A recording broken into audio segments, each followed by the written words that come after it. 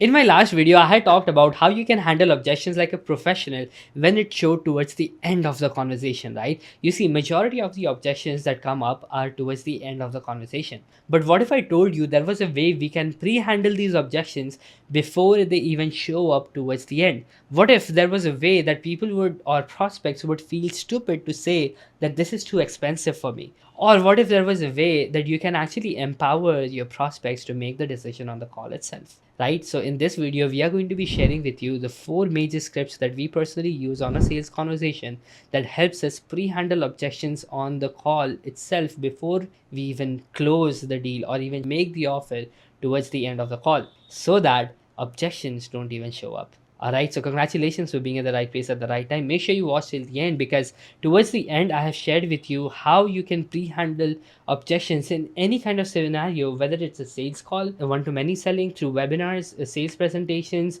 or even on Zoom calls, meetings, one-on-one calls, and so on and so forth. So make sure you watch till the end. All right, so let's get inside of understanding how we can pre-handle sales objections before they even show up. But before that, let's understand what an objection really is. You see, in a sales conversation, there are different parts of conversations we have throughout the call, right? There may be, first we are going to be talking about the trust, and we are going to build rapport with the prospects and so on and so forth. Then we are going to dive into setting up the expectations with the person. Then we are going to be talking about the pain, like what is hurting them at the moment because of which they are on the call. Then we are going to be talking about their future desires, their goals, setting up realistic expectations, and so on. And then towards the end, we are going to make an offer, and then we get the sale, right? So there are different parts throughout a sales conversation. However, in every part of the conversation, there are some questions that remain unaddressed. So let's just say that this question over here was remaining unaddressed, right? We couldn't address this particular question. That question towards the end becomes an objection, right? If we haven't already answered a question throughout the sales conversation, becomes an objection, right? You see, there is a law that is called the law of resistance, right? If you have studied science or anything of that sort, you would know the law of resistance basically means that resistance is directly proportional to the length of the conductor, right? So the longer the length is, the longer the length is, the longer the resistance is going to be, right? Similarly, in a sales conversation, the longer the question remains unaddressed, right? The longer the question remains unaddressed, the bigger the resistance they're going to give you towards the end.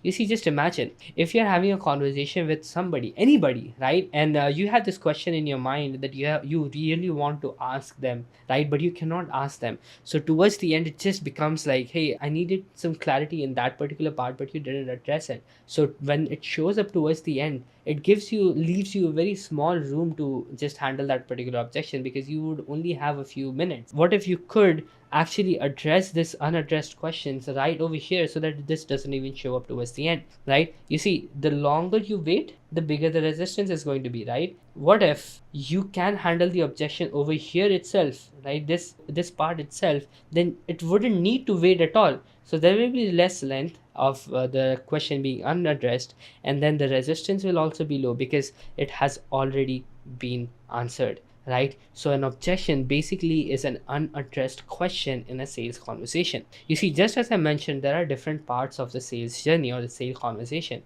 The first part is building up trust and rapport with the prospect as soon as they show up on the call.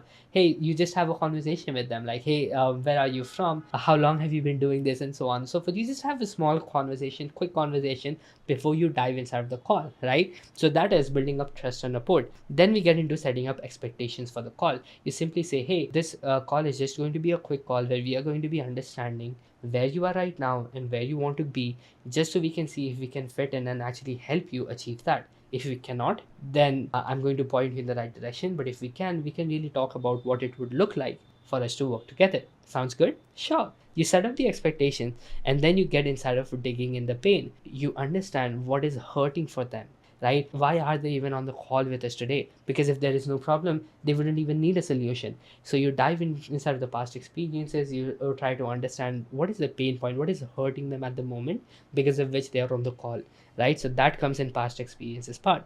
And then we have future desires.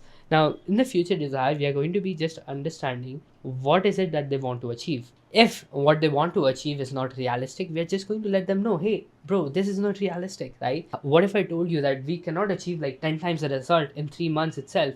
You have been trying to achieve this for the past 12 months and you couldn't. If I came in and told you we can achieve this in 10 days, you should run away from me. However, let me just share with you what is the realistic view of this. And when you do this, people are going to be like, yeah, this person is correct. I mean, he's not just selling me into something that is not right, right? I mean, they're not just making promises to get the sale.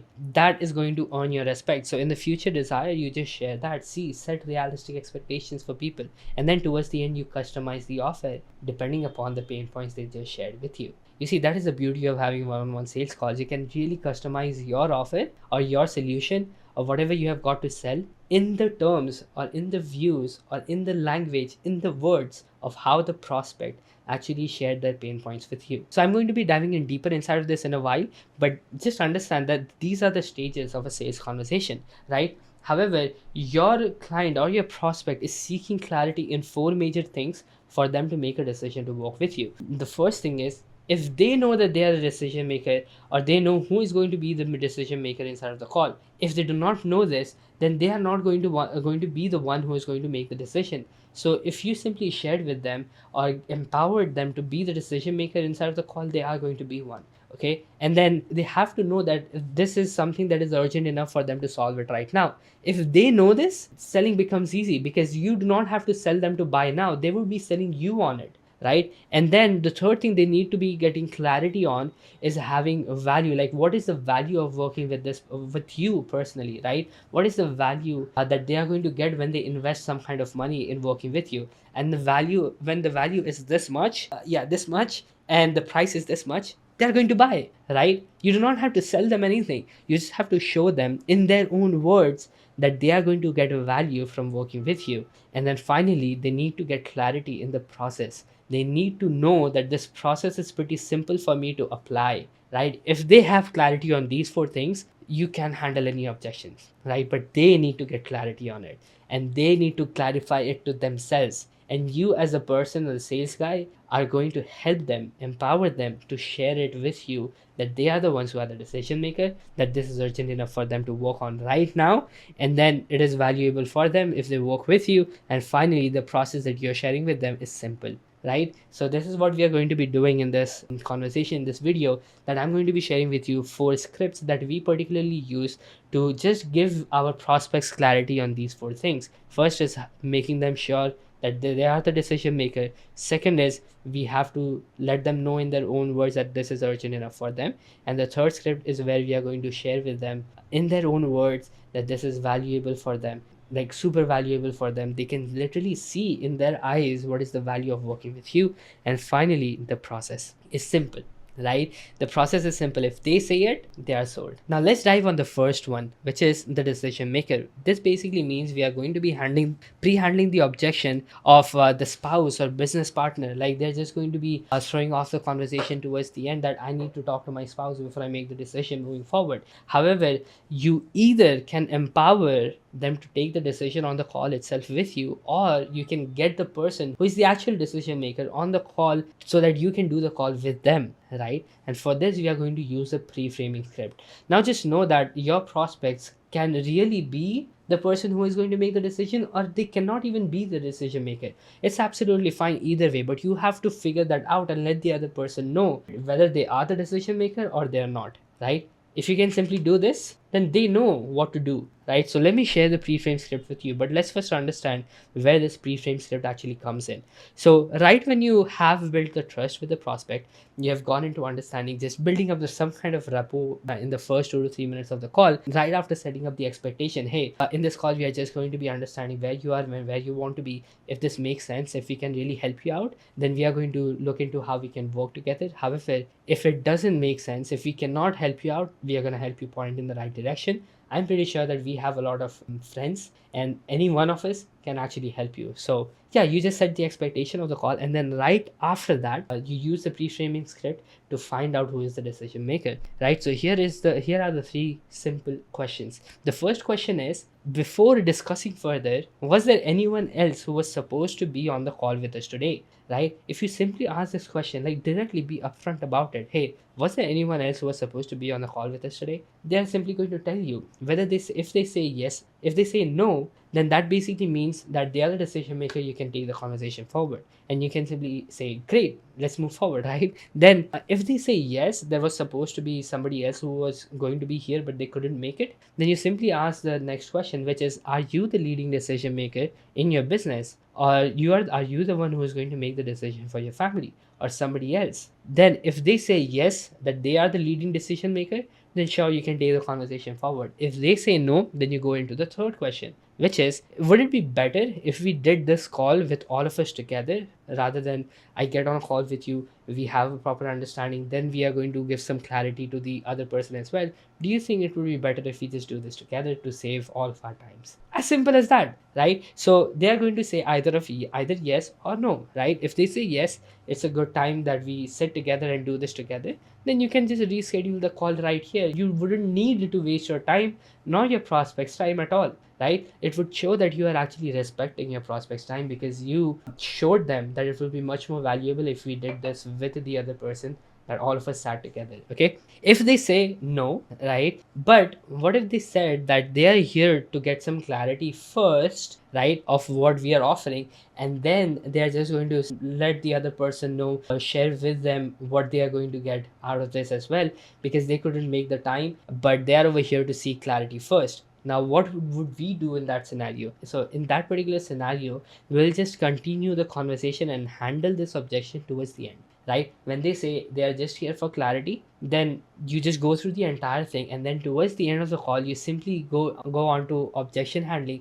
that I had shared in the previous video. But just to give you a little bit context on how easy it is to handle this objection towards the end, you're going to be like, hey, after they have seen everything, after they have gone through the entire call, and they have seen what pain they are in, they understand the value, they understand the process is simple, all of this, you simply say to them, hey, this is this price, and they give you an objection that, hey, I need to talk to my partner about this before we move forward, right? Because this is a big investment. And then you can be like, hey, like, I understand, I absolutely understand that you need to speak to your partner about this, but if your partner agreed, is there anything else that is going to stop you from moving forward, or do you think the process is actually going to help you? And then they're just going to say, yes, it is going to help me out. Then you can ask them, okay, why do you think so that it's going to be perfect for you? And then they start explaining all the good things, and then towards the end you are going to say, hey, I'm glad that you could see that this is going to be valuable for you, but I'm just curious, like, what if your partner said no? So now that really just changes the entire dynamic of the conversation, because now the other person is in a stretch, like, I'm not sure what the other person will do, because I'm sold on this, right? So you can simply say, hey, they're going to say, no, I have understood the entire concept. So I think that I can really sell him on it. Yeah, I'm just going to let him know that this actually works and we are going to move forward with it. Then you can simply say, hey, if you're just going to let them know, why not just make the decision on the call? As simple as that, right? So just in case they say that here they are here for clarity, to see clarity, you can handle the objection towards the end. Again, go and watch this video to get the full idea on how you can handle objections like a professional. Okay, so what this will do is, towards the end of the conversation, they wouldn't even say that they need to take permission from somebody else, because either over here they have said that they are the leading decision maker, or they are the person who make the decision for the business or the family, whatever, and then they have already said it. So towards the end, they cannot say that, hey, I'm not the one who takes the decision, right? Because you have showed them that they are the decision maker and they have said it themselves, right? So now gets into the urgency part. Now, the urgency is basically the idea where the person has to know that this is the right time for them to handle this problem that they are getting, right? This is the right time for them to do this, right? Or get into work with you, because if they do not do that, they are going to lose money, right? Or they are going to lose some kind of business, or something is going to harm them, right? So this is just to give them clarity that this is urgent enough for them to do it right now. So which basically means if the problem is urgent enough to solve right now, okay, So over here, we are going to be using the urgency script, and what it does is that it removes the time objection. Okay, so the urgency script actually comes in towards the end of the pain.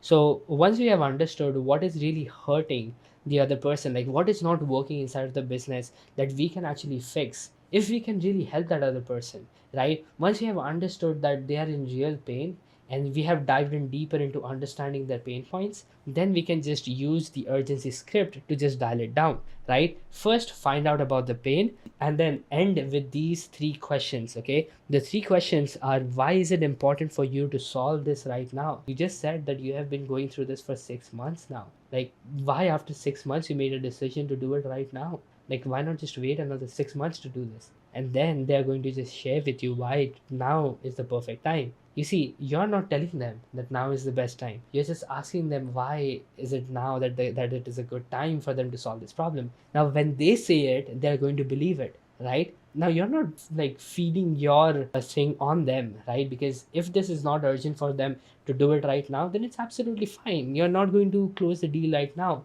Maybe later, but at least you help the other person see if they need it right now or not, right? Once you have asked this question, the next question is, how long have you been feeling like this, right? Then they are going to be sharing with you like how long they have been experiencing that they need to make a change, right? They need to be making a change right now, but like they have been trying to solve it for a very long time. And then finally, what will happen if you don't solve this even by the end of next year?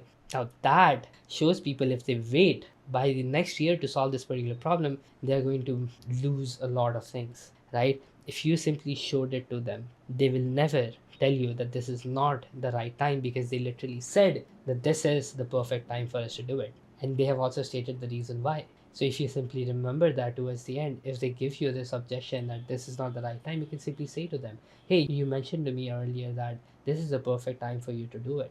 Is it really not the right time, or is it about some other problems that you have? Is it the price? So you can really understand like the real objection if you have asked this question at the beginning. Okay, so that is how you solve the time objection. Like, this is the right time. If you simply ask these three questions, you'll be much better off. So you can go ahead, take a screenshot of this. And then let's get inside of the value. Now, one of the major reasons why people give the objection of price is that they haven't seen the value that you're going to offer when they choose to work with you, right? It can be any sales conversation, even if you're creating social media posts or you're creating design work, anything that you do has value. But if you cannot clearly communicate the value, then people are not going to understand why they need to be paying you so much, right? Have you encountered the questions like, hey, why are your prices so high? I mean, if you haven't encountered that, then you're not charging high enough. If you get those kind of objections, like that basically means that people have not clearly understood the value that you are going to give to them, right? So you have to be very particular about what value you're sharing with your clients, and they need to say it from their own words rather than you putting it in the mouth, right? In this handling, what we are going to be doing is we are going to be focusing on the price objection, and we are going to be showing them that keeping the problem is 10 times more expensive than paying for the solution. Okay, over here we are going to be using the value script. And when does the value script actually comes in? Right before we get inside of the future desire, and like what is it that they want to achieve in the future, we are going to use this. Like right after we have like covered the pain point, we have dialed in on the urgency, then we are going to be asking these three simple questions that will actually dial down on the value. So you simply ask them where they want to get in 6 months, then show the value with three simple questions. Like, what is the lifetime value of one customer, right? And then how many customers are walking in right now to your store, right? Just talking about the technical stuff. Hey, let's be real. How many clients are you getting a month? And then how many clients can you actually handle in a month right now? So in most of the instance, if you're a lead gen coach, or maybe you may be an expert in running meta ads and so on and so forth.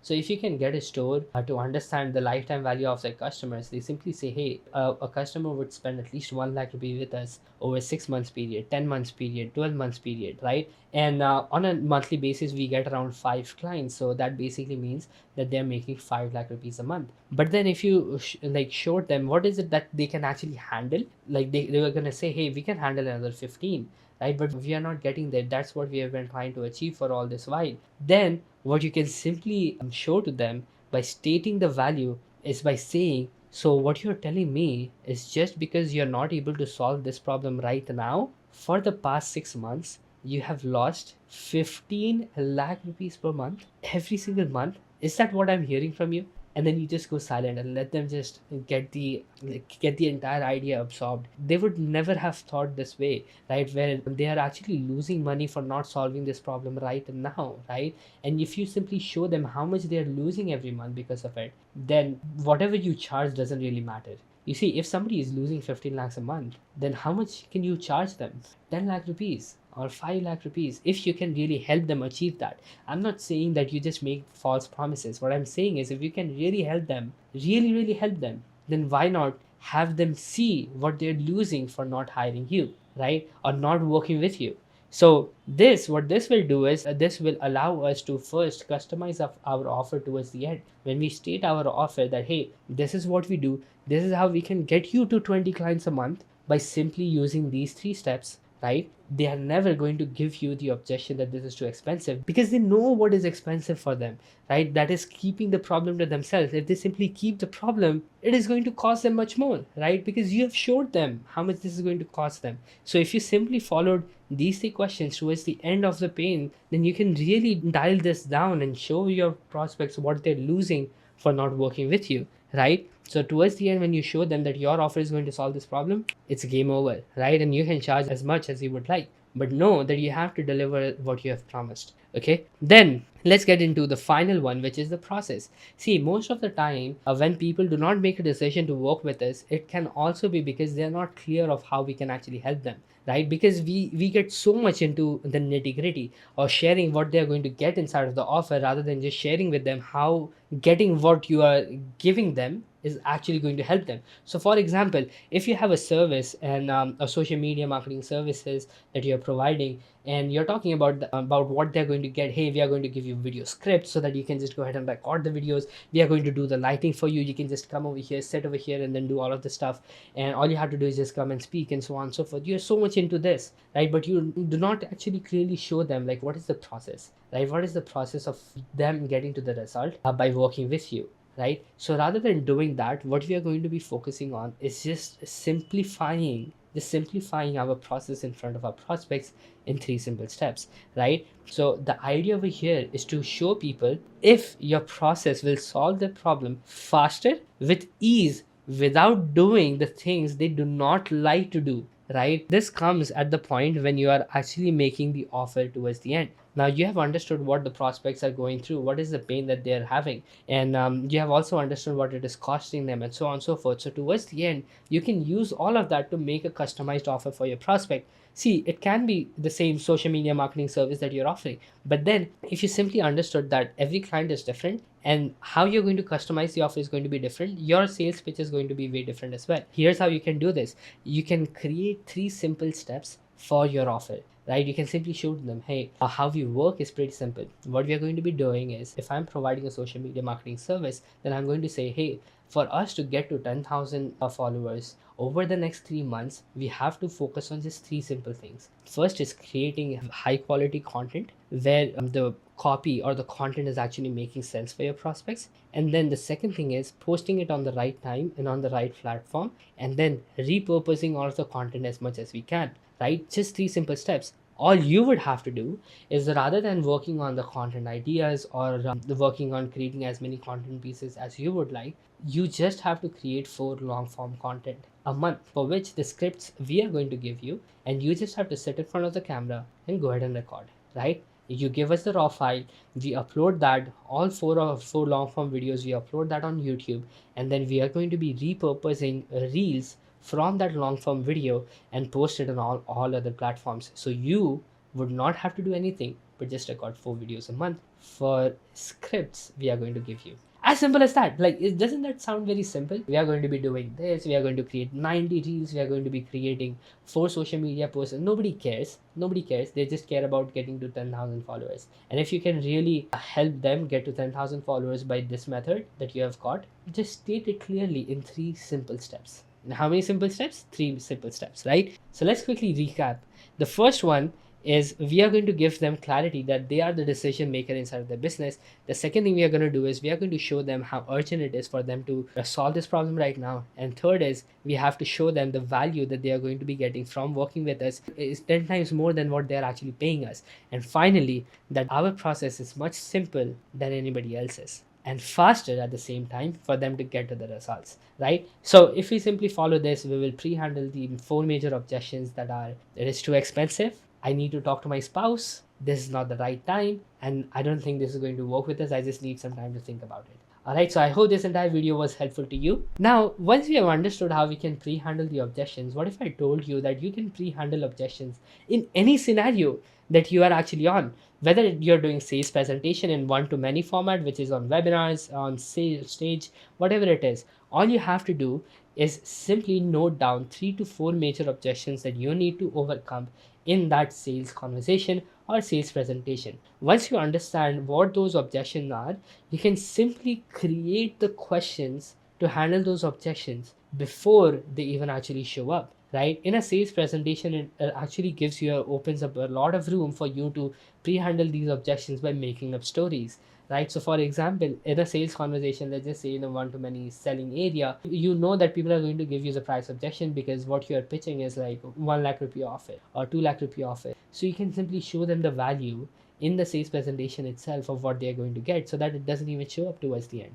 Like what is the value that the people are going to get when they invest that 2 lakh rupees, right? If you can simply show to the people in the sales presentation that what they're going to get will be worth 10 lakh rupees, then the price becomes irrelevant, right? Similarly, for any other objection, just note down 4 major objections that you think would show up as an objection before a sales conversation actually starts, and you prepare for that objection by making up questions, making up stories, whatever. Then you can really handle objections before they actually show up. So I hope this entire video was helpful to you. If it was, then go ahead and share it in the comments below. We would love to know your view of how you are liking the videos that we are posting, and at the same time, if you're really getting any value.